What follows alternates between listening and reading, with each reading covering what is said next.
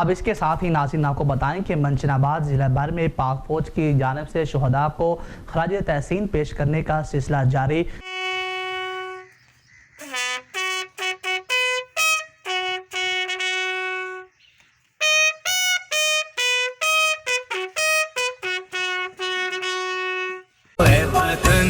तेरा भला हो, भला हो, भला हो।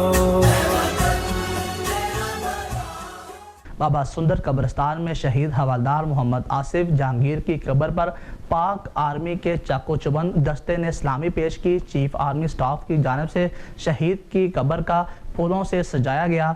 शहीद के दराजात के लिए खसूसी दुआ की गई। इस मौका पर शहीद के वर्सा और अहले इलाका ने कसीर तादाद में शिरकत की। हाजिरीन की जानिब से पाक फौज के हक में नारे लगाए गए। हवलदार मोहम्मद आसिफ जहांगीर खैबर एजेंसी में मुल्क दुश्मनों का मुकाबला करते हुए 2015 में जाम शहादत नोश किया था।